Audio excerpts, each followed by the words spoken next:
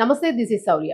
పక్కింట్లో ఉన్న మహిళని ఒక సీఏ చేశాడు అనే వార్తను మనం గతంలో డిస్కస్ చేశాము. అయితే ఆ పక్కింట్లో కాదు, ఆయన ఫామ్ హౌస్ లోని ఇది జరిగింది అనేది మనం ఒక క్లారిటీ ఇచ్చాం. సో దీనికి సంబంధించి ఈ కేసులో మరి పోలీసు కదా ఆయన అరెస్ట్ చేస్తారా, అసలు ఏ కేసులు నమోదవుతాయి, పట్టించుకుంటారా పట్టించుకోరా అని కూడా డిస్కస్ చేశాం. అయితే ఇప్పుడు ప్రస్తుతానికైతే ఈ సీఏ మాత్రము దుబాయ్కి వెళ్ళిపోయాడు, అది కూడా పోలీసుల సహాయంతో అనే ఒక ఆరోపణ వినిపిస్తోంది. ఇది నిజమా ఆరోపణేనా? సో ఇదైతే మాట్లాడదాం. మనతో పాటు సీనియర్ జర్నలిస్ట్ దాము బాలాజీ గారు ఉన్నారు. సార్ నమస్తే. సార్ ఆ రోజే మనం అనుకున్నాము కరెక్ట్ గా కేసు వీగిపోతుంది, ఇట్లాంటివి నిలబడవు అని చెప్పేసి. సో ఇప్పుడు ఏమనుకోవచ్చు సార్, అంటే ఆయన పరారయ్యాడా నిజంగానే, లేదు అంటే ఏమనుకో? ఖచ్చితంగా పరారయ్యాడు. బట్ పరారవడానికి కారణం ఏంటి, ఎక్కడికి పరారయ్యాడు, ఈ కేసులో ప్రజెంట్ ఇన్వెస్టిగేషన్ లో ఎంతవరకు వచ్చింది, అట్లాగే దీనికి సంబంధించిన వేరే డీటెయిల్స్ ఎంతవరకు వచ్చాయనేది చూద్దాము. కేసు ఫైల్ అయింది కదా సార్? కేసు ఫైల్ అయింది. ఇది వచ్చి ఇతని పేరు చిన్న మల్లయ్య. ఈయన సిఐగా ఉన్నాడు, ఒకప్పుడు వినుకొండలో సిఐగా ఉన్నాడు. దాని తర్వాత ఆయన మీద అభియోగాలు వచ్చాయి.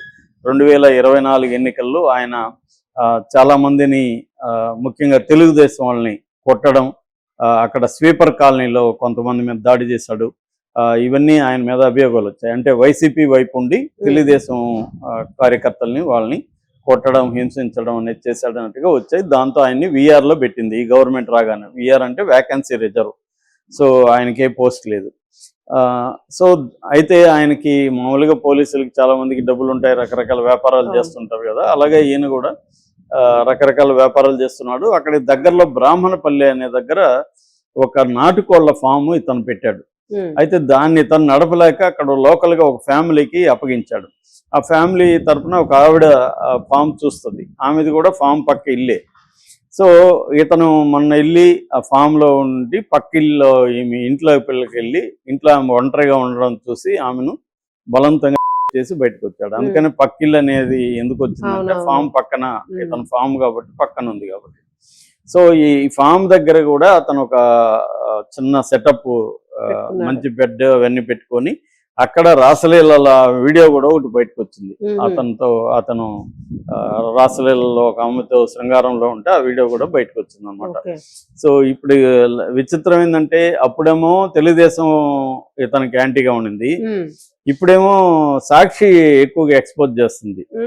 ఎందుకంటే మరి తెలుగుదేశం వాళ్ళు వేగంగా, ఈ ప్రభుత్వం వేగంగా అతని మీద స్పందించట్లేదు కాబట్టి అప్పుడు మాకన్నారు కదా, ఇప్పుడు మీరేం చేస్తున్నారు అన్నట్టుగా వీళ్ళు కూడా ఎక్స్పోజ్ చేయడం మొదలుపెట్టారు.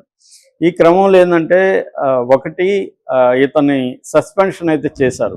అంటే Guntur range IG Sarvashri Tripathi suspension order అయితే ఇచ్చాడు, సస్పెండ్ చేశారు. నేను అప్పుడే చెప్పినాను, పోలీసుల్ని సస్పెండ్ చేయడం అనేది శిక్ష కాదు. ఎందుకంటే ఇప్పుడు నేను జర్నలిస్టు, నేనే ఈ కేసులో ఉన్నాను అనుకో, నా మీద ఎవరో ఆరోపణలు చేస్తే జర్నలిస్ట్ గా సస్పెండ్ చేశారు అని వార్త వస్తుందా, జర్నలిస్ట్ అరెస్ట్ చేశారు అని వార్త వస్తుందా? సో అరెస్ట్ చేస్తారు తప్ప సస్పెన్షన్ అనేది ఎవరు డిమాండ్ చేయరు. సస్పెండ్ అనేది సంబంధం మీనింగ్లెస్ కదా బయట వాళ్ళకి. కానీ పోలీసులకు వచ్చేసరికి మాత్రం వాళ్ళు ఎవరినన్నా చంపినా సస్పెండ్ చేశారు. సస్పెన్షన్ తాటికాయ అక్షరాలతో. అరే బాయ్, నువ్వెవడు సస్పెండ్ చేయడానికి? Is like any other criminal, అంటే అక్యూజ్డ్, క్రిమినల్ కాదు. Is like any other accused. వాళ్ళకేం సపరేట్ చట్టం ఏమి లేదు, ఒకే ఒక రకమైన చట్టం ఉంది పబ్లిక్ అధికారులకి. అది ఏంటంటే 197 సిఆర్పిసి లేదా ఇప్పుడు 218 బిఎన్ఎస్. ఈ చట్టం కింద ఏంటంటే, పోలీసులు డిశ్చార్జ్ ఆఫ్ డ్యూటీస్లో ఏదైనా తప్పు చేశారు అనుకున్నప్పుడు, వాళ్ళ డ్యూటీలో భాగంగా చేసిన దానికి వాళ్ళని అరెస్ట్ చేయకూడదు, వాళ్ళని కాగ్నిజెన్స్లోకి కోర్టు తీసుకోకూడదు వితౌట్ గవర్నమెంట్ పర్మిషన్ అనేది ఈ చట్టం చెప్తుంది. అంతేగాని పర్సనల్గా వాళ్ళు ఎవరినన్నా కొట్టినా, లేకపోతే ఎవరినన్నా చంపినా, ఎవరినన్నా చేసినా ఈ చట్టం వాళ్ళకి వర్తించదు. వాళ్ళు కూడా క్రిమినల్స్ లాగే, అందరి నేరస్తుల్లాగే వాళ్ళని కూడా ట్రీట్ చేయాలి. అక్యూజ్డ్ వాళ్ళ మీద కేసులు పెట్టాలి, ఎఫ్ఐఆర్ పెట్టాలి, అరెస్ట్ చేయాలి, కోర్టుకి పెట్టాలి, జైలుకి పెట్టాలి. అది మిగతా అందరికి ఎలా వర్తిస్తుందో చట్టము వాళ్ళకి కూడా అంతే. సపరేట్ చట్టాలు అనేవి పోలీసులకు లేవు. కానీ ఉందేమో అన్నట్టుగా చాలా మంది అనుకుంటుంటారు. ఎందుకంటే వాళ్ళని సస్పెన్షన్ అని, లేకపోతే ఉద్యోగం ట్రాన్స్ఫర్. ఇంకా విచిత్రం ఏంటంటే ట్రాన్స్ఫర్ అంట. అంటే ప్రజల మీద అతను ఒక నేరం చేస్తే అతను ట్రాన్స్ఫర్ ఎలాగవుతుంది, ఇంకో నేరం చేయడానికి ఇంకో దగ్గరికి వెళ్ళిపోయి చెయ్యి అన్నట్టుగా. సో అలాగే ఇతన్ని సస్పెండ్ అయితే చేశారు, అది సంబంధం లేదు. సస్పెండ్ నువ్వు చేస్తే అది నీ గవర్నమెంట్ వ్యవహారం. అతన్ని అరెస్ట్ చేయాలి యాక్చువల్గా, కానీ ఇప్పటివరకు అరెస్ట్ చేయలేదు. ఎందుకు అరెస్ట్ చేయలేదంటే అతను దుబాయ్ పారిపోయాడు అనే ఒక వార్త వస్తుంది. మరి దుబాయ్ ఎలా పారిపోయాడు అంటే ఇక్కడ రెండు విషయాలు ఒకటి బయటకు వచ్చాయి. ఒకటి, ఇతను గతంలో సైబర్ క్రైమ్లో 2 ఏళ్ళు పనిచేశాడంట. సో ఇతనికి మొత్తం ఇన్వెస్టిగేషన్ ఎలా వెళ్తుంది, ఎలా ట్రాక్ చేస్తారు ఇవన్నీ తెలుసు. అందుకని ఇతను ఫోన్లు వాడడం మానేశాడు. ట్రాకింగ్ ఎలా చేస్తారో అవన్నీ ఇతనికి తెలుసు కాబట్టి తప్పించుకుంటున్నాడు అనేది ఒకటి. రెండవది, వెనుకొండ పోలీస్ స్టేషన్లో సిఐ ప్రభాకర్ మాత్రం సీరియస్గానే ఈమెని పిలుచుకెళ్ళి మెడికల్ ఎగ్జామినేషన్ చేయించాడు. తర్వాత మేజిస్ట్రేట్ దగ్గరికి తీసుకెళ్లి వాంగ్మూలం ఇప్పించాడు. ఇవన్నీ పకడ్బందీగా సిఐ చేస్తున్నాడు. కానీ కింది స్థాయి కానిస్టేబుల్ కావచ్చు, ఇతర ఎస్ఐలు కావచ్చు, ఎవరో కింది స్థాయి వాళ్ళు ఇతనికి ఎప్పటికప్పుడు టిప్ అందిస్తున్నారని, అంటే ఏమేమి జరుగుతుంది, నిన్ను పట్టుకోవడానికి ఏమేమి ప్లాన్లు, ఇవన్నీ అందిస్తున్నారు. దానివల్ల కూడా అతను ఎస్కేప్ అవడానికి ఈజీ అయింది అనేది చెప్తున్నారు. మూడోది ఏంటంటే ఇవన్నీ కూడా డ్రామా, ఓన్లీ సస్పెండ్ చేసి అంటే ప్రజల ఆగ్రహాన్ని చల్లార్చడానికి ఊరికే ఒక డ్రామా. మామూలుగా అందరూ చేసే పని ఇది. అన్ని గవర్నమెంట్స్ ఏం చేస్తారు, ముందు సస్పెండ్ అంటారు, తర్వాత ఒక ఎంక్వైరీ అంటారు, ఇంకా గోల ఆగిపోతుంది. అప్పటి నుంచి మనం మర్చిపోయి ఇంకొక కేసులోకి వెళ్ళిపోతాం. అక్కడ ఏమైందో తెలియదు.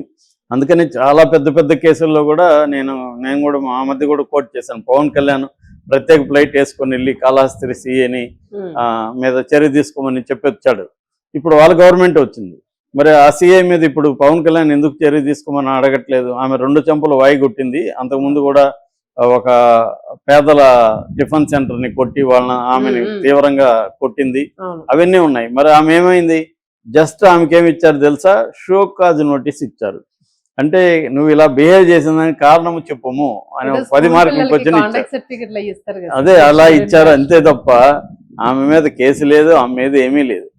ఇప్పుడు మరి వీళ్ళే ఉంది, పవన్ కళ్యాణ్ డిప్యూటీ సీఎం కదా, మరి ఆమె ఏమైంది అని ఆయన అడగాలి కదా, అడగట్లేదు. అప్పుడు వైసీపీ ఉన్నింది కాబట్టి ఈ డ్రామా చేసి వచ్చాడు. సో అలాగే పోలీసులు ప్రజల మీద దౌర్జన్యాలు, దాడులు, హత్యలు ఎన్ని చేసినా వాళ్ళ మీదకి కేసులు కానీ ఏమీ జరగదు అనే దానికి ఇది ఒక లేటెస్ట్ ఎగ్జాంపుల్. ఇతను ఒక డైరెక్ట్ గా చేసి కూడా ఎప్పుడు ఇది జరిగింది, 30వ తేదీ ఆమె కేసు పెట్టింది, 28వ ఎప్పుడు జరిగింది. ఇప్పుడు ఈ రోజు ఎంత 3వ తేదీ, ఇప్పటి వరకు అతను ట్రాక్ చేయలేకపోతున్నారు. సో అంటే మరి అతను దొరుకుతాడా, అతను దుబాయ్కి పారిపోయాడా, అతను అసలు ఇవన్నీ అందుకే సస్పెండ్ చేసినట్టుగా ఒక డ్రామా ఆడి ముందుగా దాన్ని అషాప్ చేద్దామన్న ప్లాన్ లో ఉన్నట్టు కనబడుతుంది. కొద్ది రోజుల తర్వాత అందరూ అది మర్చిపోయి వేరే పనిలోకి వెళ్ళిపోతారు. ఇతను మెల్లగా ఆ కేసు ఆల్రెడీ వీళ్ళ కొడుకు బెదిరిస్తున్నా అంట, ఫోన్లు చేసి ఇటు సిఏని బెదిరిస్తున్నా అంట, అటు ఆమెను కూడా బెదిరిస్తున్నా అంట. ఇదే